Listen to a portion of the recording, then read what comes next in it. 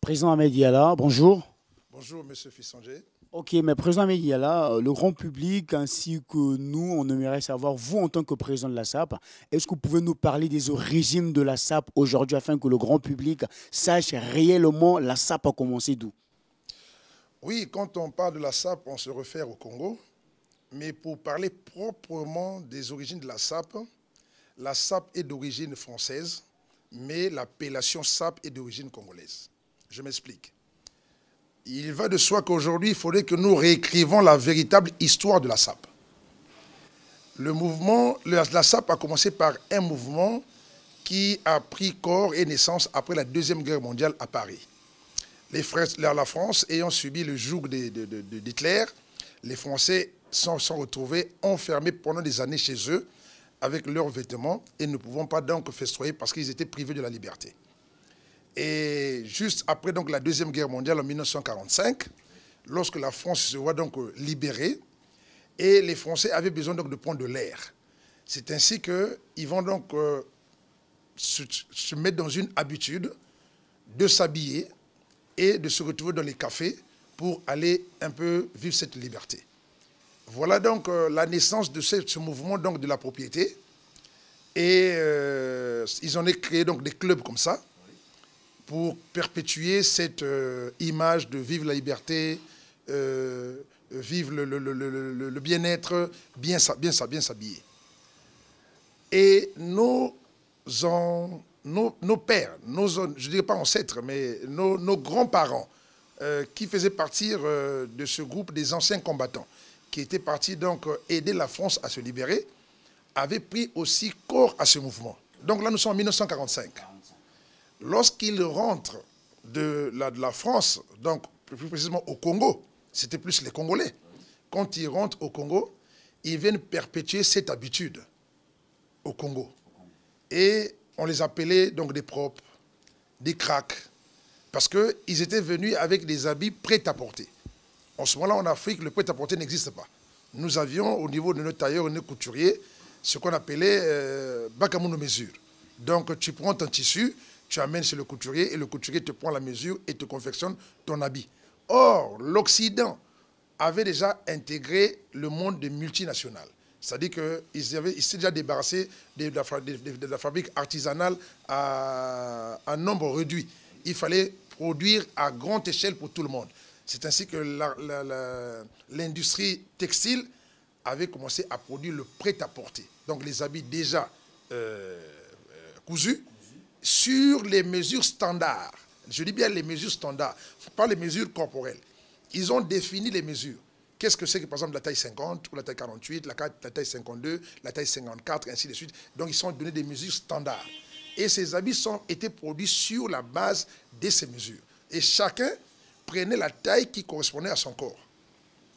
Et en Europe, toute signature, toute créativité doit être signée comme un document en matière, dirais-je, littéraire ou même journalistique. Quand vous faites un article, il faut le signer. Et en matière textile aussi, ils avaient fabriqué les signatures des couturiers qu'on appelle aujourd'hui la griffe, qui n'est autre que la signature du couturier ou de la maison qui a fabriqué l'habit. Et ces habits, venant ici en Afrique, on s'est retrouvé avec des habits qu'on appelle donc griffés, signés, alors que notre couturier, notre tailleur de coin n'avait pas la possibilité de créer cette griffe, cette signature. Et d'où est arrivé d'abord, le complexe du prêt-à-porter. Donc, il y a des gens qui disaient, moi je porte du prêt-à-porter. Donc, c'est déjà vendu comme ça. Tu achètes, tu portes. Donc, toi, tu dois acheter le tissu, tu amènes chez le tailleur. Ça crée déjà le complexe. Deuxièmement, l'habit qui venait de France était griffé, alors que celui de l'Afrique n'était pas griffé. Et ça commençait à créer donc le désavantage entre ceux venus d'Europe et ceux d'Afrique. Donc, perpétuons ce mouvement de génération en génération. C'est en 1960, dans les années 1960, que la jeunesse congolaise d'ici a commencé à s'intéresser réellement à ce mouvement. Alors que ceux qui étaient de ce mouvement, c'est ceux qui venaient d'abord. Et ils ont commencé à s'intéresser. Et aussi, ils ont fait donc des clubs, mais ça a commencé à prendre un peu de l'ampleur. C'est dans les années 1970 que la classe de la jeunesse congolaise de ce temps créa en ce moment-là le mot SAP. SAP qui veut dire Société des ambianceurs et des personnes élégantes, effectivement, conformément aux habitudes vestimentaires qu'il y a. C'est la société des gens qui s'habillent pour aller ambiancer et qui sont des personnes élégantes. Donc, voilà à peu près ce que nous pouvons déjà dire dans les origines de la SAP. Retenez que le mouvement de la propriété, de l'habit, de s'habiller, de se faire, d'être ostensible devant tous les gens visibles, c'est un mouvement d'abord français. Il n'est pas congolais. Maintenant, il est importé de la France au Congo par les anciens combattants. Chemin faisant, il a pris de l'ampleur. Et les Congolais, en apportant leur touche à l'intérieur, ont donné ça le mot SAP. Donc voilà l'origine de la SAP au Congo. Et je peux vous dire encore, en ce moment-là, au Congo, personne ne peut se prévaloir de la créativité de la SAP. Parce que c'est un mouvement que nous avons importé. C'est ainsi que l'UNESCO ne reconnaît pas la SAP comme étant un patrimoine congolais. Oui, parce que pour l'UNESCO, tout le monde s'habille. Mieux encore, nous nous habillons ou nous faisons la SAP sous des vêtements qui viennent de l'Occident. Donc le Congo ne fabrique pas des vêtements. Alors donc, mais par contre, ce qu'il manquait comme argumentaire à l'UNESCO, c'est que l'habit, tout le monde s'habille, mais tout le monde ne sape pas. Quand vous me voyez tel que je suis là, je suis à la fois habillé et sapé. Parce que j'ai mis le vêtement, mais j'ai ressorti une manière d'éclater les couleurs, de les harmoniser et d'être agréable à la vue qu'on appelle la SAP, qui est une particularité congolaise. Lorsqu'un Congolais sort, voilà comment le Congolais sort. Mais si vous prenez la même veste, vous donnez à une autre personne qui n'est pas congolais, il aura les difficultés à vous ressortir l'image que vous êtes en train de voir. Donc ça, c'est la touche congolaise, c'est ce qu'on appelle la SAP. En fait, donc la SAP n'est pas forcément l'habit, c'est l'art de savoir s'habiller, d'harmoniser les couleurs et d'être agréable à la vue. Celui qui vous regarde doit être enchanté de regarder que je regarde un bon monsieur ou bien une belle dame très bien habillée. Maintenant, le président Ahmed Yahya, les gens aimeraient savoir aussi, est-ce qu'il y a une institution au monde ou bien au Congo qui consacre les gens des sapeurs? Non, il n'existe personne, moins encore une institution qui consacre un individu sapeur. Saper, c'est une qualification. Quand quelqu'un est très bien habillé, on dit il a sapé. D'accord? Parce que vous sentez en lui l'habit, vous sentez en lui l'élégance, vous sentez en lui les allures, donc il a sapé. Alors, maintenant pour être sapeur, il faut avoir acquis maintenant les habitudes d'être comme ça régulièrement.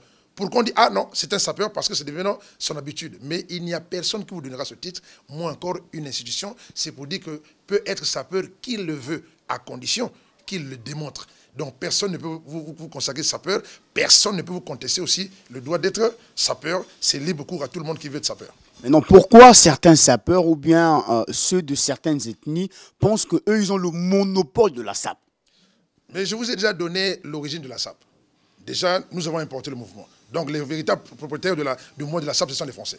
Les habits sont de là-bas. Nous donnons le nom SAP.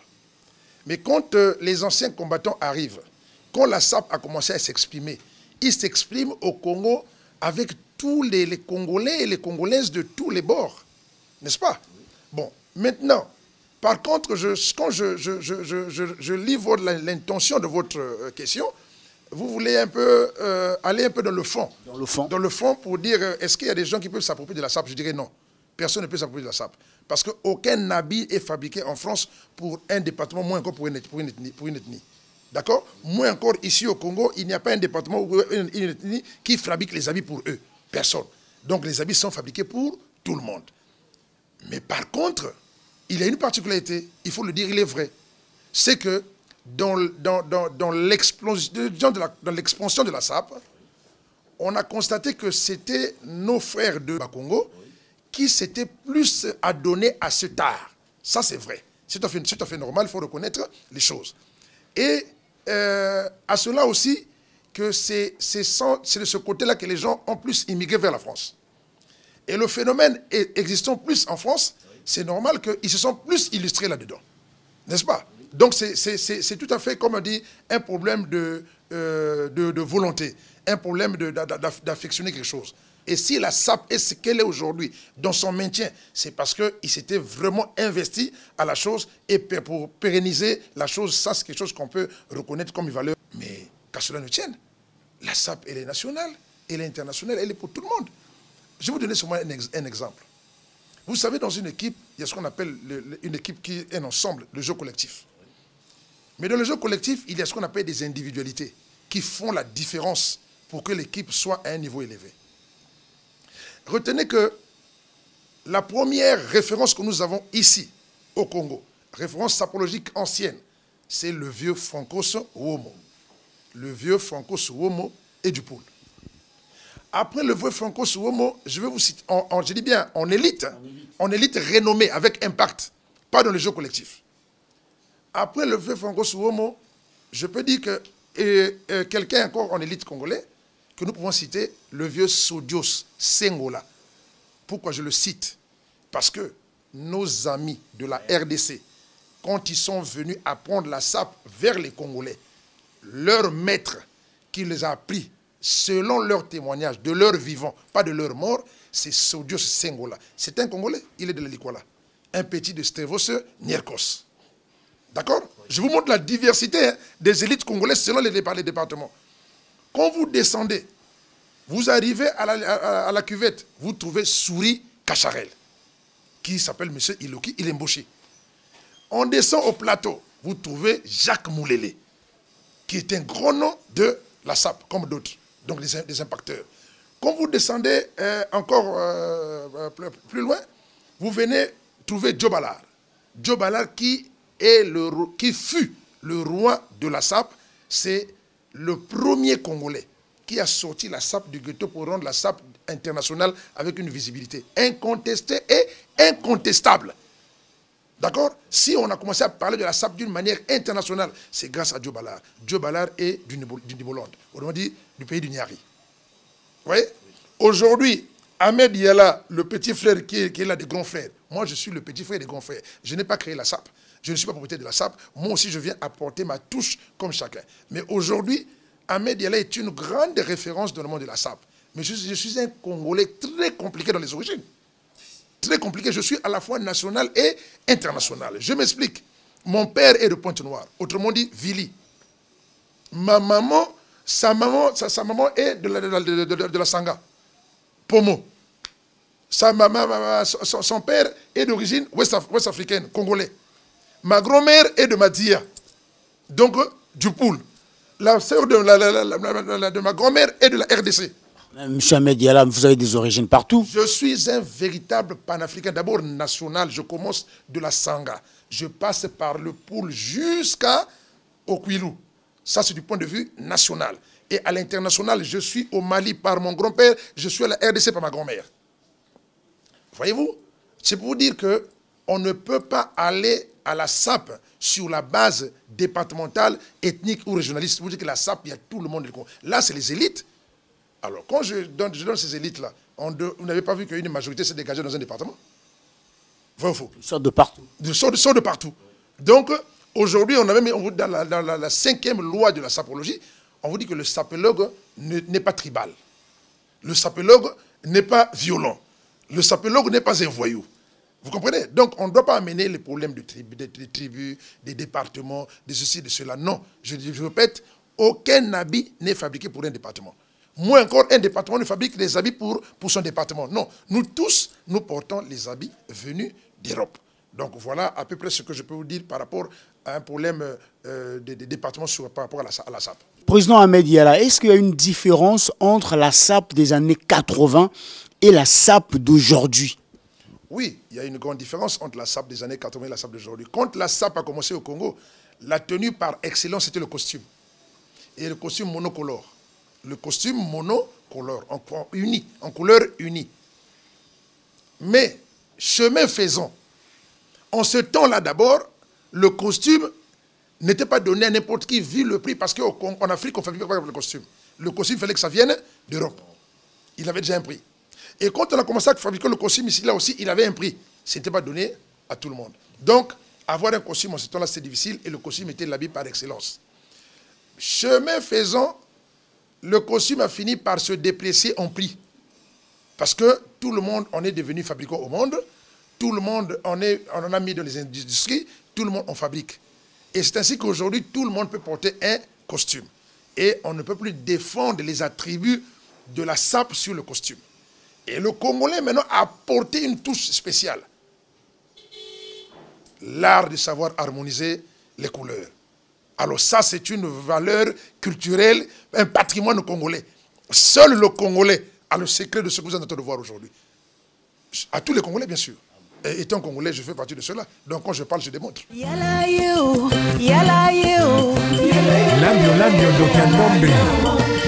Yebisa bango lokola bango balingi bayeba sekele ya bato ya mbongo bakeba bakokufa na nkanda. Ingénieur Baudelaire Kuyena metala bango wana babombani na esobe oyo ekozikaka moto.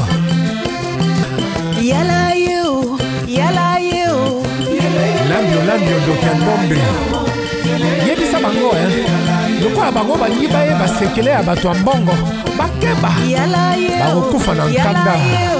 Ingénieur Baudelaire Kuyena metala bango wana babombani na esobe oyo ekozikaka moto.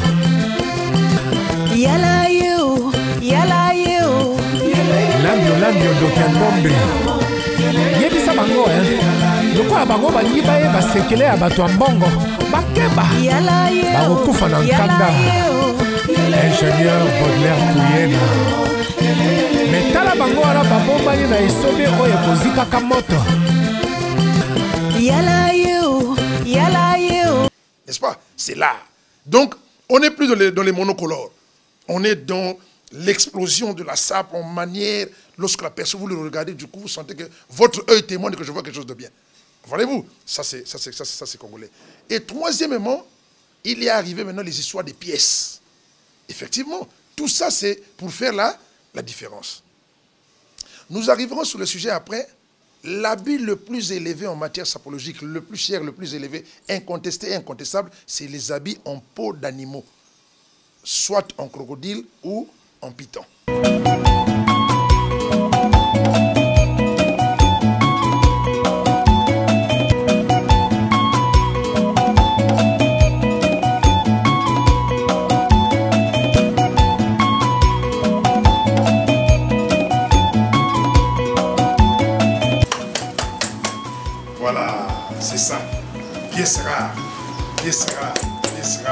Oui, monsieur Ahmed Diala, revenons d'abord sur le problème des pièces que vous avez évoqué tout à l'heure. On a vu que la RDC avait pris de l'avance sur les Congolais de Brazzaville à propos des pièces. Oui, mais la RDC a été formée au Congo. Et une fois que vous formez un élève, mais il a aussi l'indépendance de se mouvoir, de s'éclore. Et la RDC avait maintenant, s'était mis dans l'expression, comment je peux te dire, vestimentaire, dans une diversité. Or, nous étions restés cantonnés sur les costumes. Et à la RDC, il frappait le fashion, il frappait le cuir.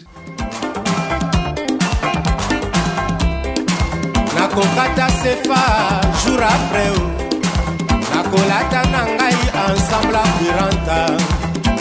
Bien signé Rocco Mantino. Oya Serutier Grifango. Jafranco Ferre Grifango. La kokata sefa jour après la kolata nangai ensemble à Piranta. Bien signé Rocco Mantino. Oya Serutier Grifango. Jafranco Ferre Grifango. La kokata sefa Hoka.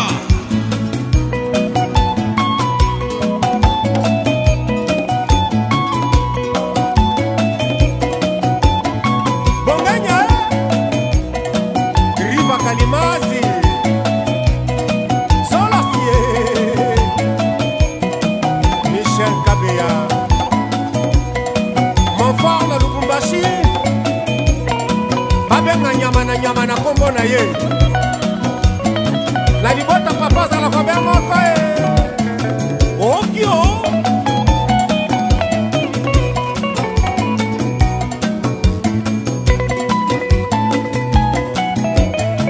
Jean-Richard Tonton Niema, Freddy Antaya, Yadjo, Tabatissimo. Ils sont allés vers le Japon, ils ont avec Yoji Yamamoto, voilà. Donc les pièces, c'est quelque chose d'important. Donc en dehors de costumes, il fallait avoir aussi des pièces, et c'est les pièces qui font la différence entre les uns et les autres. C'est les pièces qui font la différence. Mais ça coûte extrêmement cher, les pièces. Mais bien sûr, ça coûte cher. Vous voyez, par exemple, tel que je suis habillé là, si vous portez un costume monocolore, du coup, je vous efface tout de suite. Parce que dès que je vais apparaître, on va sentir qu'il y a la couleur qui est sortie. Et pourtant, c'est des costumes, mais c'est des costumes différents. Président Médiala, pourquoi certains sapeurs ont du mal à accorder la chance à ceux qui viennent dans le monde de la SAP de faire aussi leur nom, comme se dire? Oui, mais c'est tout simplement des attitudes d'égoïsme. Comme je vous ai dit que personne, il n'y a pas de diplôme. La SAP, vous ne devenez pas sapeur en allant prendre un diplôme quelque part. D'accord? Donc, comme d'autres anciens sont devenus sapeurs, comme d'autres aussi qui viendront aussi seront sapeurs. L'essentiel, c'est qu'ils aient la passion et l'amour d'habit. C'est tout. Il n'existe aucune institution, moins une personne qui ferait de vous sapeur, ou bien qui peut vous contester le droit d'être sapeur. Sapeur, c'est votre volonté à vouloir être propre, à s'habiller. Déjà, quand on paye l'habit, vous le payez l'habit pour vous, personne ne vous payera un habit. Personne ne paye l'habit pour l'autre. Personne ne fait l'autre sapeur. D'accord? Donc voilà. Alors, Président Médiala, nous, on aimerait savoir aussi, il y a quel rapport entre l'argent et la SAP? Vous devez retenir une chose, déjà, saper égale à l'habit sur le corps. D'accord? L'habit, il faut aller l'acheter. On l'achète avec quoi? Avec des moyens financiers. Autrement dit, l'argent. La SAP n'est pas faite pour les pauvres. Non, je suis désolé. Président Médiala, mais quand les gens commençaient la SAP dans les années 70-80, ce n'étaient pas des riches? Oui, mais j'arrive, ce que je vous dis, pour acquérir d'abord les habits. Parce que quand la SAP commence, elle commence d'abord sur la passion. Il y a des gens, les sapeurs à deux dimensions. Il y a la SAP de la passion, qui consiste à aimer la SAP sans avoir les moyens financiers et vestimentaires de faire la SAP. On connaît la SAP, et pour l'exercer, on est obligé d'aller emprunter les habits par-ci, par-là. Nous tous, nous l'avons fait. Tous sapeurs au Congo, la majorité est passée par là. Parce que, à l'âge où on a commencé la SAP, moi j'ai commencé la SAP à 15 ans. Je n'avais pas les moyens. J'ai bénéficié de l'avantage de mon grand frère qui faisait venir des habits de France pour vendre. Et comme nous les vendons, quand les habits restaient, je restais avec la manne vestimentaire qui me permettait de m'exprimer.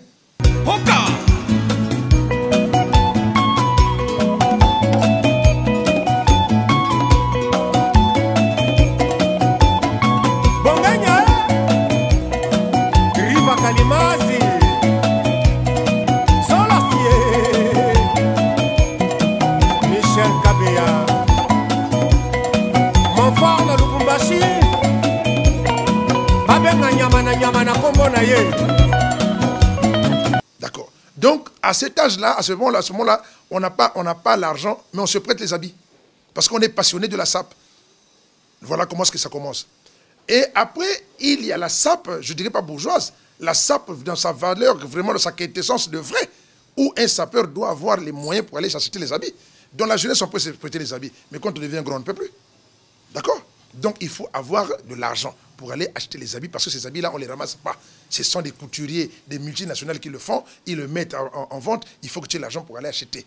Donc, je te disais que la SAP, si tu veux être un grand sapeur de renom, il faut avoir de l'argent. Donc, la SAP n'est pas fait pour les pauvres. Sinon, tu resteras dans la SAP de passion, aller emprunter les habits, mais tu ne pourras pas avoir les moyens de ta politique pour t'affirmer en tant que grand sapeur.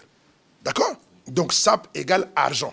SAP égale argent. Si tu n'as pas d'argent dans la SAP, fais la SAP, tais-toi, mais ne rentre pas dans la grande gueule parce que tu te retrouveras en difficulté en face de ceux qui ont à la fois l'argent et les moyens de leur politique pour faire prévaloir leurs droits.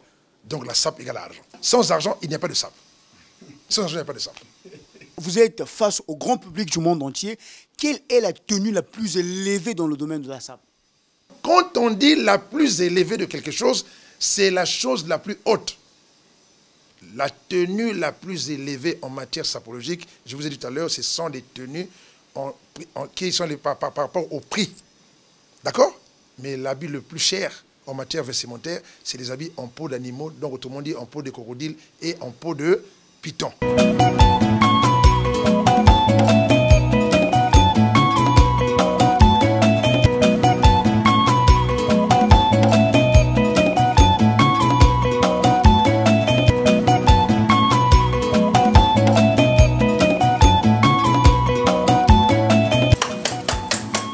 Voilà, c'est ça. Pièce rare, pièce rare, pièce rare.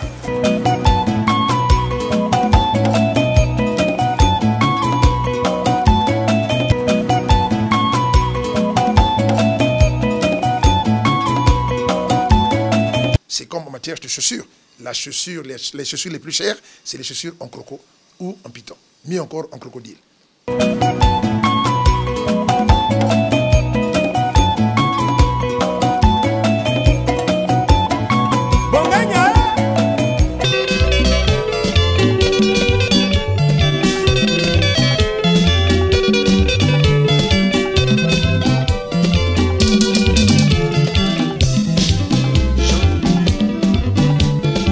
Betul-betul